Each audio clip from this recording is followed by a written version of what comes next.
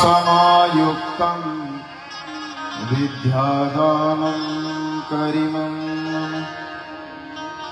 अखण्डमण्डलाकारं व्याप्तयेन चराचरं तत्पदं दर्शितं येन तस्मै श्रीगुरुवे नमः।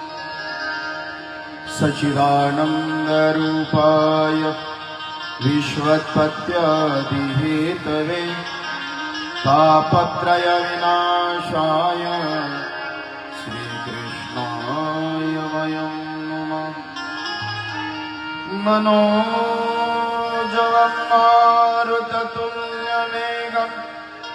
जितेन्द्रियं बुद्धिमतां वरिष्ठं वातात्मजं वानरयूथमुख्यं श्रीरामदूतं शरणं प्रपद्ये। श्रीगुरुचरणसरोजरज निजमनमुखुरसुधारि वर्णं रघुवरविमलजसु जोदायकफलचारि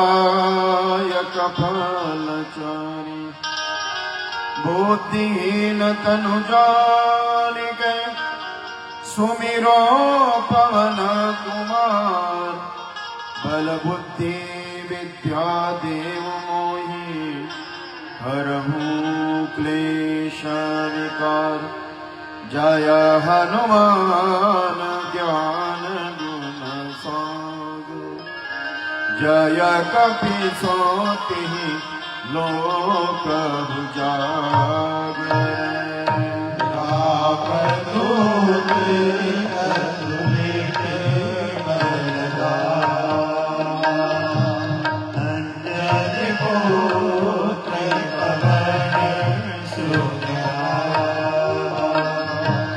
महावीर विक्रम बजरंगी सुमति निवार सुमति के संगी कंचन बरन विराज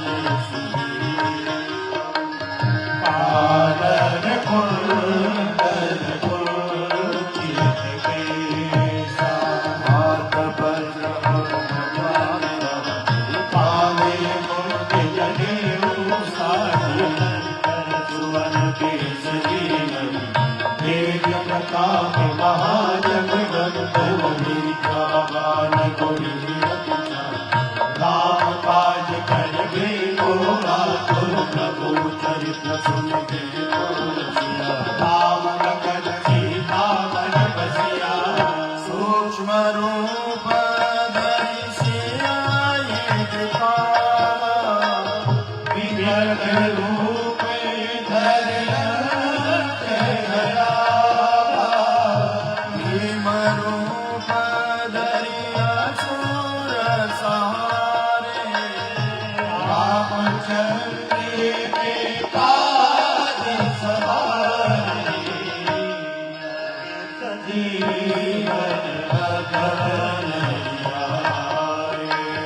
श्री रघुवीर हरषि रघुपति की बहुत बड़ाई तुम मम प्रिय भरत ही सहाय। ससवदन तुम दोष अस कैसे कंठ लगाए सनकादिक ब्रह्मादि मुनि नारद सारद सहित अहिसा यम कुबेर दिक्पाल जमाए। रवि गोविंद हरि सखी कहाते तुम उपकार सुग्रीव कीना राम कीना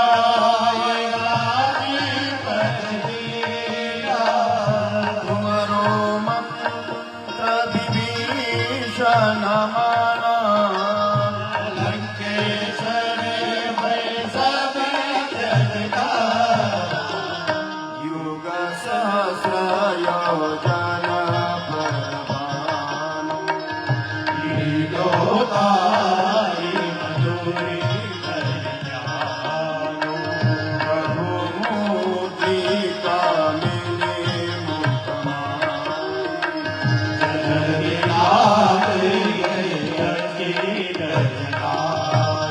दुर्गम काज जगत के जेते सुगम अनुग्रह तुमरे कीते राम दुआरे तुम रखवारे भोतन आज्ञा बिन सारे सब सुख लय तुम्हारी शरणा तुम रक्षक आपन तेज समारो आपे तीनों लोक आपे भूत पिशाच निकट नहीं आवे महावीर जगन्नाथ सुनावे नासे रोग हरे सब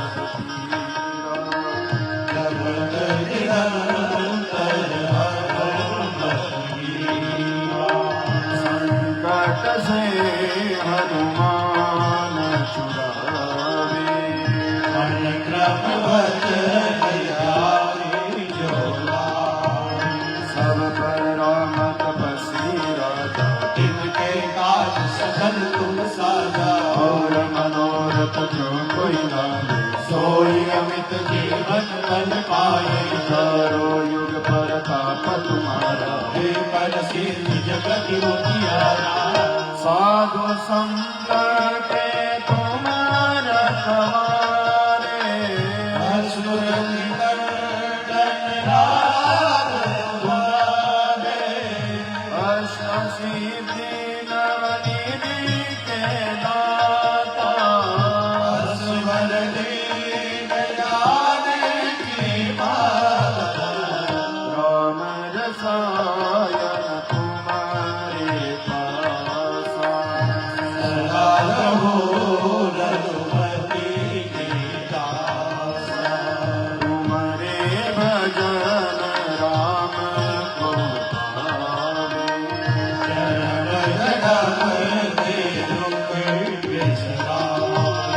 अंत काल रघुवर पुर जाई जा जन्म हरि भक्ति गाए और देवता चित्तन धरई हनुमत से सर्व सुख करे संकट कटे मिटे सब पीरा जो सुमिरे हनुमति बल बीरा जय जय जय हनुमान गोसाई कृपा करो गुरुदेव की नाई जो शत बार पाठ करे कोई छूटई मन की महासुख होई जो सीता सहित हृदय बसवो सुरभो सिया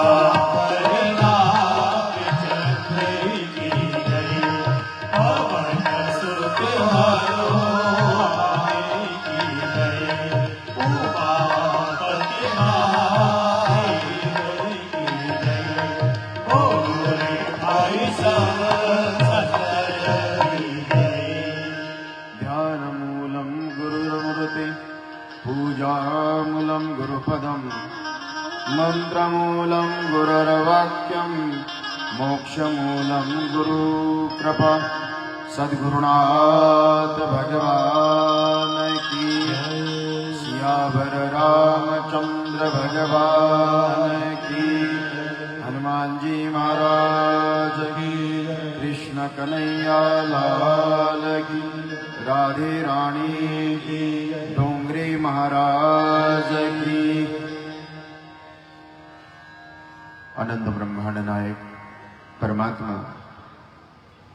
आद्य शक्ति मां जगत जननी सभी मेरे माता पिता बहन भाई सबको मेरा जय श्री कृष्ण। आज कथा के पंचम दिवस के उपलक्ष्य में पधारे हुए संत चरण रामदास जी त्यागी जी महाराज, लालनाथ जी महाराज, हमारे मध्य में गौ सेवा प्रमुख अजीत जी भाई साहब हमारे मध्य में हैं, मुख्य यजमान ओम प्रकाश सोनी जी, जय हर्षा सोनी, बद्रीनारायण सेवा ट्रस्ट राजेंद्र शर्मा जी, नवनीत सोनी जी, सत्यनारायण पालीवाल जी, पुष्कर शर्मा, कमलेश खंडेलवाल, मिट्टू शर्मा, अनिल झालानी जी, सभी उस पराग पर परमात्मा की कृपा से पंचम दिवस में प्रवेश, ईश्वरीय चरित्र का रसपान,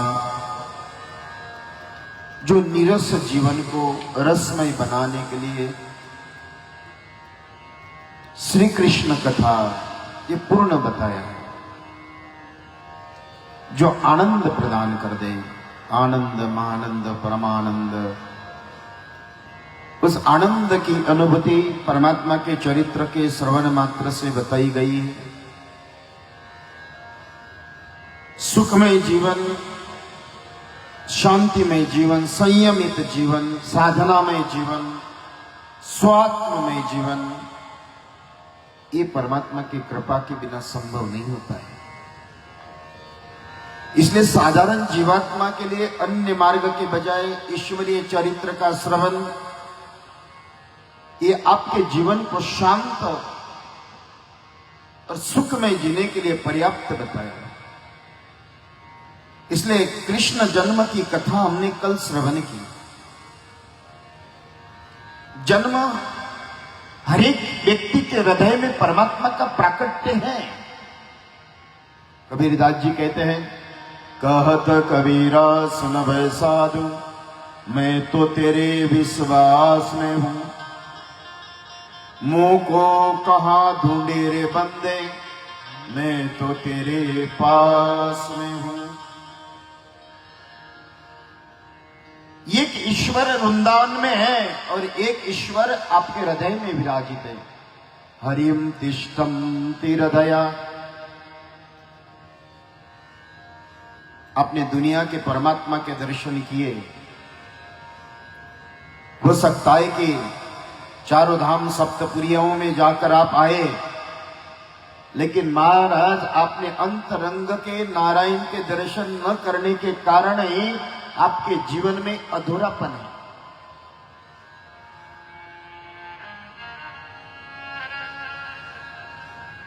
जब सारी सृष्टि का निर्माण करने के बाद नारायण पहाड़ में रहे तो लोगों ने पहाड़ में ढूंढ के निकाला। किसी तीर्थ यात्रा में नारायण रहे तो लोगों ने वहां भी नदियों के बीच में, जल के बीच में, आकाश में, वायु में, हर एक जगह पे नारायण को मनुष्यों ने ढूंढ के निकाला। नारद जी के पास बैठकर उन्होंने कहा कि नारद, मैं बड़ा परेशान हूं, अब मैं ऐसे जगह पे बैठूंगा जहां कोई ढूंढ न सके। नारद पूछते, गुरु भगवान कहा?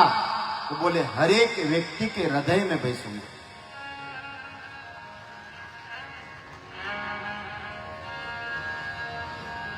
ये इंद्रिय बाह्य कर देखते हैं, आंख बाहर देखता है।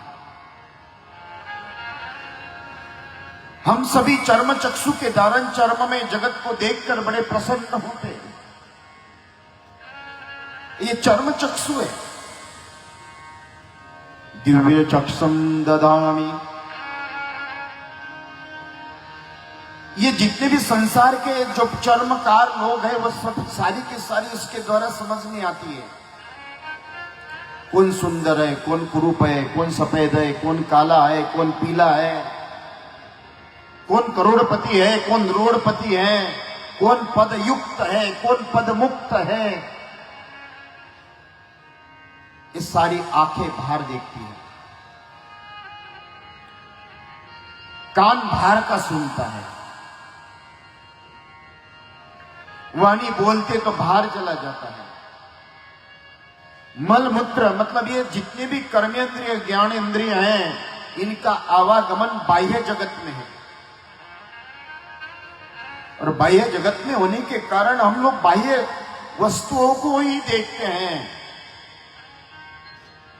श्रोताओं, कभी थोड़ा सा बाहर के रास्ते सब तरफ के बंद करके थोड़ा सा अंदर की आवाज, नेत्रों से अंदर के विचार, मन बुद्धि इंद्रियों के द्वारा आत्म तत्व तक पहुंचने का प्रयत्न करो, तब जाकर कृष्ण आपके हृदय में प्रकट हो जाते हैं महाराज। कहां प्रकट हो जाए? अहम आत्मा गुड़ाकेशा। भगवान क्या कहते हैं? मम वंशो जीवलोके जीवभूत सनातन मनश्शस्तान्द्रियाणि प्रकृति स्थानि कर्षयत्। क्या कहा? ममोंशो। लेकिन हमारी इंद्रिय श्रोताओं बाह्य जगत में बहुत लिप्त है। हम काम के साथ पूरा जीवन निकल गया, लोभ के साथ, दंभ के साथ, अहंकार के साथ, षड्रिपुओं के साथ आपने अपना जीवन, पूर्ण जीवन उसके साथ ही निकाला है। लोभे न कर्म करोति लोके। आप अपना चिंतन करिए। सब घट मेरा कृष्ण है, कोई घटी खाली नहीं। बलिहारी वा घट की, जा घट परिघटी हो। कबीरदास जी कहते हैं, सिंधु में बिंदु है सब कोई जाने। क्या कहते हैं? सिंधु सागर में पानी के बूंद बूंद बनने के कारण सागर बना है। सिंधु में बिंदु जाने सब कोई जाने, बिंदु में सिंधु है बिरला माने। कबीर कहते हैं, इसमें जो बिंदु परमात्मा युक्त परमात्मा बसे हुए हैं, और वो कहते हैं ब्रह्मानंद जी, रहता था पास हो मेरे लेकिन छुपा हुआ, करके दया दयाल ने पर्दा उठा लिया। सूरज ना था ना चांद था, बिजली न थी न मां, एकदम गजब शाम का जलवा दिखा दिया। ब्रह्मानंद आपने कहते हैं कि महाराज मुझको बुला जाना, करके कसुर माप मेरे जन्म जन्म के, ब्रह्मानंद आपने मुझको बुला लिया।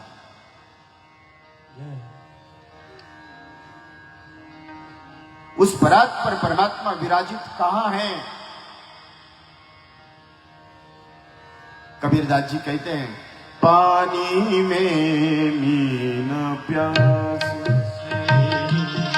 पानी में मीन प्यासी हो, पानी में मीन प्यासी। वो ऐसा है जल के अंदर मछली और कहती है मैं प्यासी हूं।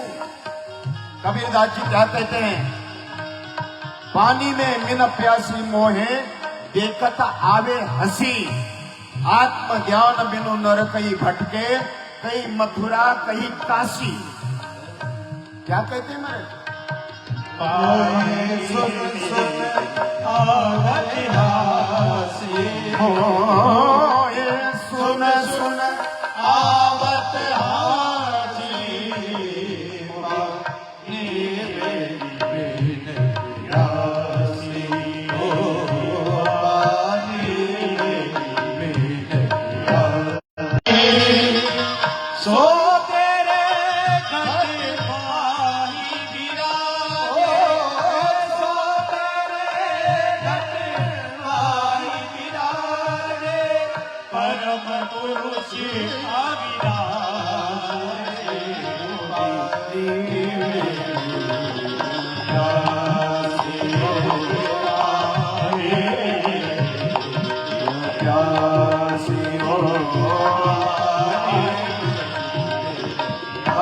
हमारे जीवन में उस मछली की तरह हमारा जीवन है श्रोताओं। हम हैं संसार ईश्वर के अधीनस्थ, लेकिन ईश्वर की विस्मृति यही हमारे जीवन का विनाश का मूल कारण बताया। अब परमात्मा विराजित है, और उसको प्रकट कैसे करना? क्या करने से प्रकट हो सकता है? कौन से तीर्थ में जाने से? आत्मज्ञान बिनु नर कई भटके, कहे मथुरा कही काशी। जैसे मृगनाभि कस्तूरी, बन बन फिरते उदासी।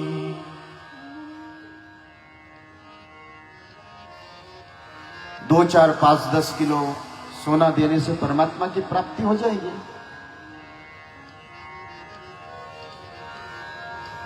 10-20 एकड़ जमीन देने से परमात्मा की प्राप्ति हो जाएगी। मकान, दुकान, सारे तीर्थ यात्रा, 12 ज्योतिर्लिंग, 52 शक्तिपीठ, करोड़ों जाप,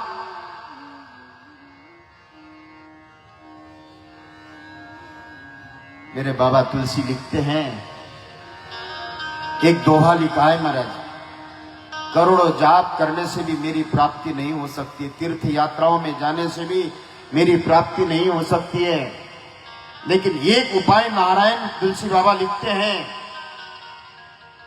मोहे कपट छल छिद्र न भावा, निर्मल जन मन सोई मोय। ईश्वर को प्राप्त करने के लिए आपके मन की पवित्रता और परमात्मा का प्राकट्य, यही सबसे सरल उपाय बताया महाराज। सबसे सहज उपाय क्या है?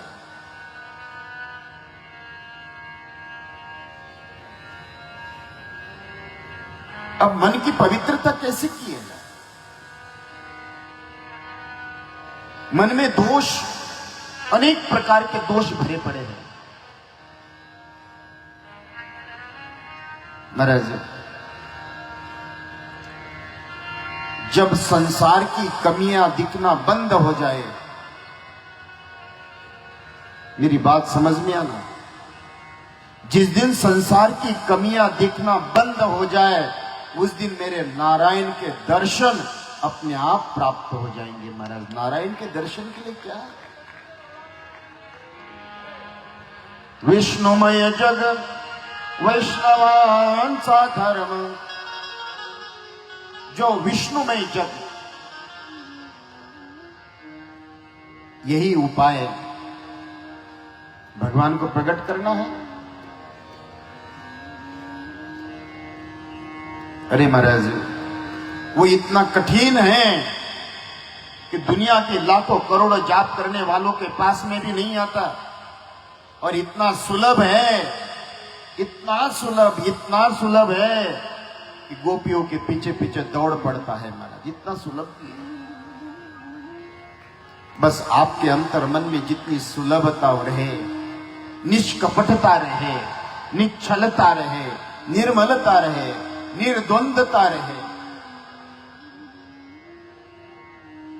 न जाने कौन से गुण पर दयानिधि रीझ जाते हैं, न जाने कौन से गुण पर दयानिधि रीझ जाते हैं, यही सदगीर